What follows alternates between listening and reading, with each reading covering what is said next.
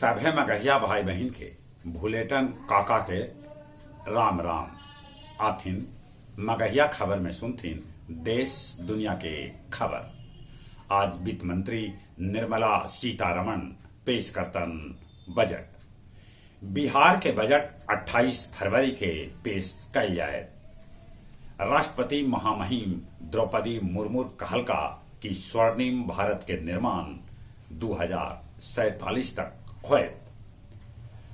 थकल हारल उपेंद्र कुशवाहा कहलन कि उनकरा पद के नाम पर झुंझुना थमा देवल गेल। इंटर परीक्षा आज से 13,18,227 छात्र छात्रा होतन शामिल। आंध्र प्रदेश के नया राजधानी होए विशाखापट्टनम। धनबाद के जोड़ा फाटक स्थित आशीर्वाद टावर में लगल आग। ओकरा में शादी समारोह चल रहा है। अबले 14 आदमी के लाश निकालल गेल है। बलात्कारी बाबा आसाराम के दुष्कर्म मामला में होयल उम्र कैद के सजाए। अब ई ढोंगी बाबा जिंदगी भर जेल में बितौतर।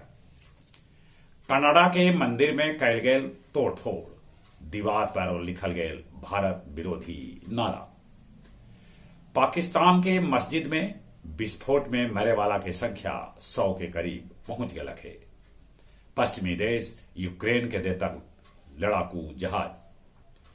फ्रांस में सेवानिवृत्ति के उम्र 62 से बढ़ा के 64 साल कर दिल गेल। इलेल सरकारी कर्मी उतरलन सड़क पर। गया जी आयल भारत गौरव पर्यटक ट्रेन। गया जी में शुरू होयल जियो के 5G सेवा। शेरघाटी के नेमा बिघा गांव में उत्पाद विभाग टीम पर हमला कैल गेल।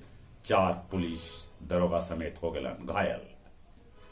डॉक्टर भरत सिंह बनावल गेलन मगध विश्वविद्यालय हिंदी विभाग के विभागाध्यक्ष। और कुछ खेल के समाचार। तीसर का T20 मैच आज अहमदाबाद में। भारत और न्यूजीलैंड अभी दोनों 1-1 के बराबरी पर हद। रणजी में 9वां नंबर पर बल्लेबाजी करे सौराष्ट्र के पार्थ बनौलन रिकॉर्ड 111 रन।